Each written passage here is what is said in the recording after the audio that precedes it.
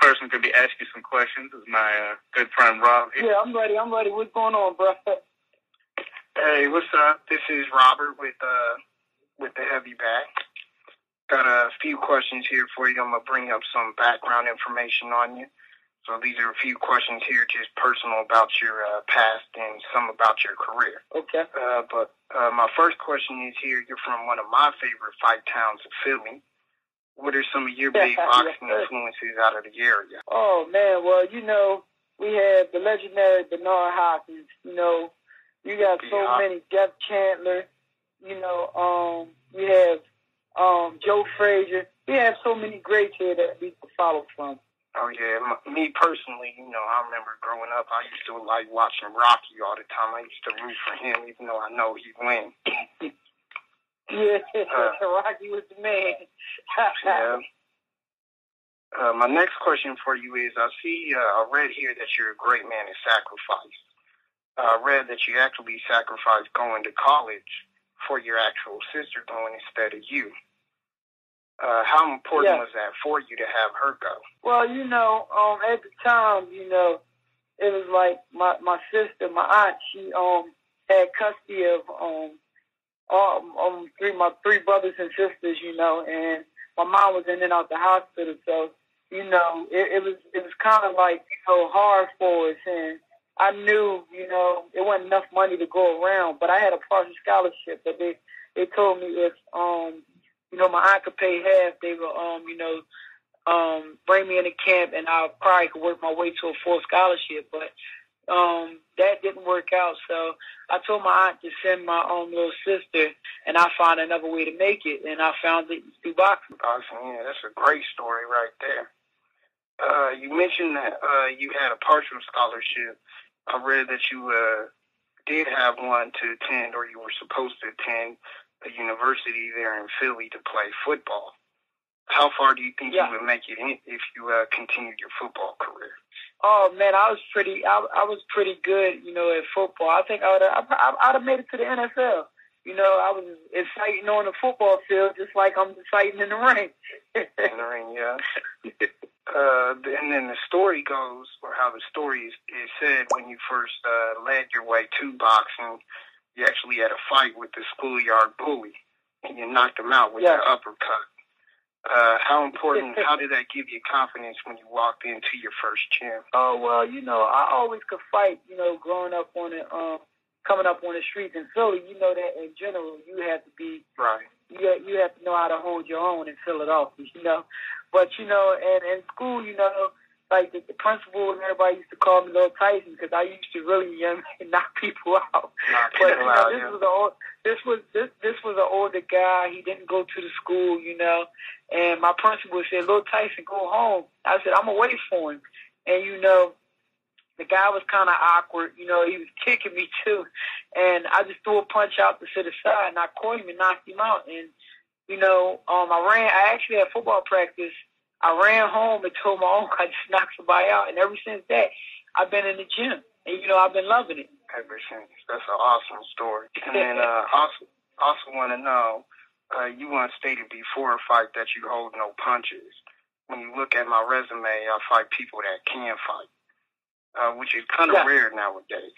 How important do you think it is for boxers to be compared with their resume as opposed to the record when you're looking at them for the divisional ranks or pound for pound? Okay, because you know what? Like right now, you see a bunch of guys, they are built up off of tomato cans, have impressive records. They could be like 40-0, but who have you fought to get that 40-0? You could take a good guy that's probably like 20-15 and bring them in, and I bet you they'll put on a show and probably knock this 40-0 guy out. And my resume, is a strong resume. Like, most of these guys that I fought were supposed to knock me out or beat me.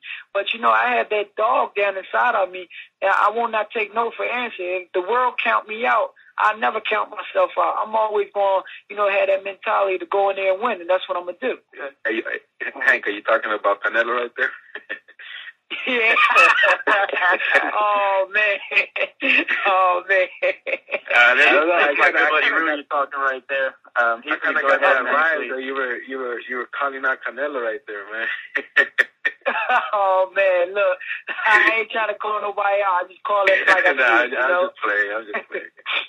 Well, which leads Rudy, me you to want to my go ahead last with your question. questions? Oh, I'm sorry. Go ahead. I was going to say this leads me into my last question here because I noticed before you did issue a challenge to any and all lightweights out there willing to face you. So does that challenge still stand, and will it stand in the 140 division as you move up? Well, it still stay. Like, the only time I go back down to 35 is for a world title. Like, the weight was killing me, That's why I was susceptible to a lot of things. But, I'm more strong at 140. I started my first 14 fights at 140, and I also was rated number 8 at 140 in the world. So, it's not nothing too new to me. I'm actually strong at 140. Body look better. I'm more stronger, chin more stronger, and I got more power punch, more power, at 140. So I put it like this. If somebody want to fight me at 35, they got to be for a world title. I agree. Yeah. Rudy, go ahead with your questions, buddy. Hey, what's up, Hank? This is Rudy right here representing South Central LA. Can you repeat that? I couldn't hear you, bro. Oh no, I said that my name's Rudy and I'm located here in South Central LA. So just hey, how you doing, bro? Pretty good, man. Pretty good. Well, I'll get to my question.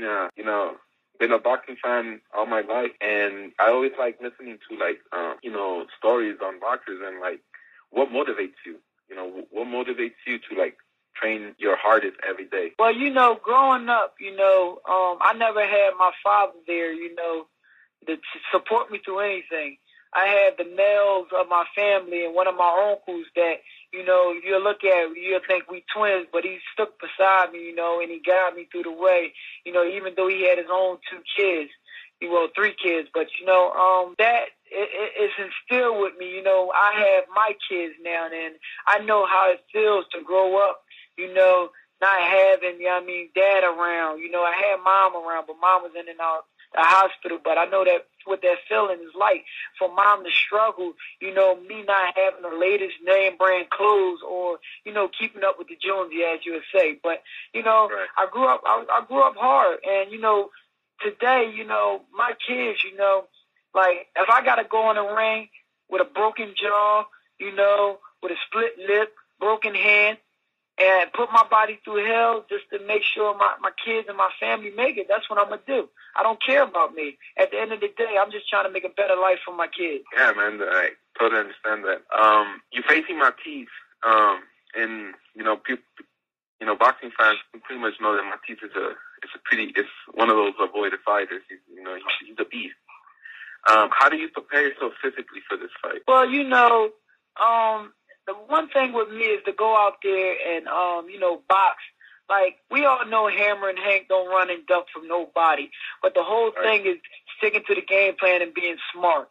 Zab Judah, Devin Alexander, these guys gave you the blueprint on how to beat Matisse. And, everybody knows I'm a fast guy. But now, along with this fast, foot movement and controlling the ring, but you will definitely feel a little power punching. We're not going to get in there and try to slug it out with Matisse, because that's his strongest point. That's what he wants you to do.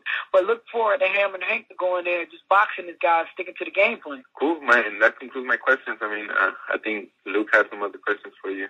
Thanks. Hey, no problem, bro. Hey, Hank, this is Luke, owner of the Heavy Bag. Hey, how you doing? How you doing, bro? Not too bad. It's good to have you on the show. Thank you very much for coming on, man. Appreciate it for having me.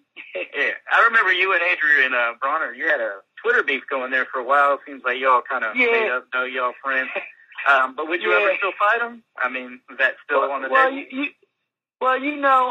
We became close friends, and I talked to his coach on a regular, and somewhat about him, teaming up with Team Hammer, probably working together. But, Adrian Broner is a good friend. At the time, we both understood, and he understood what I was coming from. When you have a guy out there fighting everybody, beating everybody, and, especially when you come up into your weight class, you're going to say, hold up, Oh, I think you need to fight me before you do anything, because I've been around at this weight class, throwing my weight around, and I think you should fight me before you get a title shot, at 135. But you gotta understand the game, you gotta understand the business, and like I give Adrian Broner a lot of props. Me and him, we are the same guys. We talk our little trash, but one thing about it, we put that hard work in and we train hard. And, once we got the training camp, we realized that, everything went out the door. We became, good friends and, much respect to him. Cool, yeah.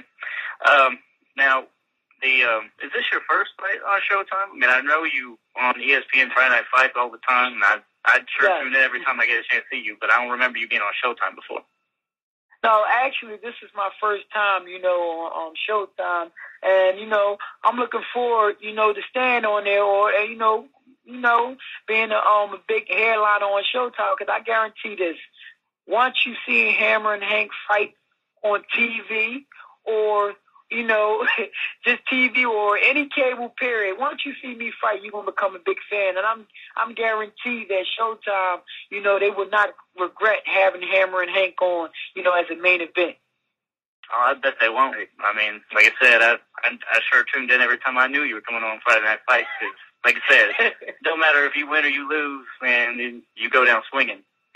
But yes. Now I know, everything comes down to the belt, but once you win against Matisse, I mean, obviously you probably want to go after Danny Garcia. Well, me and Danny, it's crazy because Danny actually called me. We're real good friends. I was supposed to get him ready, for the Zab Judah fight. I'm the ideal of Zab, to tell you the truth. I'm southpaw, and I'm fast and can pop. So I was supposed to be the head guy, for Danny and Kent. It may still happen, but, we were real good friends. We came up in the amateurs together, I've been around, when his pop was in the hospital, we real good friends, and, a lot of love and respect to him, but we also know at the end of the day, it was business. Me and Danny were supposed to fight before, and we both turned it down due to our friendship, but now, it's for a world title, then, hey, we have to show the world, what two Philly fighters would do, when we get in there. It's going to be blood, sweat, and tears, but at the end of the fight, we still going to be good friends, Definitely. Yeah, I mean, a lot of people hide behind their promoters now and say they don't want to fight somebody. I'll let them handle that. Sometimes you go out there and you actually do say you call somebody out. But I know you said you didn't want to call anybody out earlier, but was there anybody you would like to fight in the future? Listen, say you do win against you could give me any of them guys at 140. I've been dying for a fight with Brandon Rios. Since he moved from 135, I've been wanting that guy. He fought the guy Richard Abreu, and Richard Abreu beat him, but they gave it to Brandon Rios.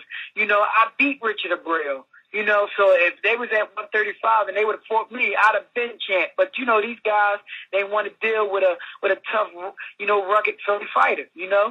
So I would like to have Brandon Rio, Richard Abreu, he could come up, Amir Khan, all them guys are 140, and then hopefully, we go up to 47. We can sit down and talk Floyd, I run from nobody. I'm the real deal. I think, guys, that we passed up when we were making our wish list the other day. Remember our fight wish list that we were doing? Right. 2013, I'd like to see Lundy Rios. I think that'd be great. That's just a war waiting to happen, man. But we definitely appreciate you having you on, Mr. Lundy. We definitely appreciate it. But we're going to go ahead and wrap it up now. That's all the questions I have for you. Unless anybody else has any other questions. No, I'm good. No, I just got a comment to make to Hank. I mean, I just wish him the best of luck. Hopefully 2013, you get all those fights, and like you said, hopefully we keep seeing you on Showtime and just start seeing you dropping bombs, man. You know what I mean? Yeah, I appreciate it, man. Thanks for the love. And I always end it like this. Hammer and Hank come and city and town near you. It's Hammer time. All right, good luck, Hank. We definitely appreciate you coming on, and we wish you the best. Thanks for the love. Appreciate it. Thanks for the love. All right, you guys have good holidays, man. You too, bro.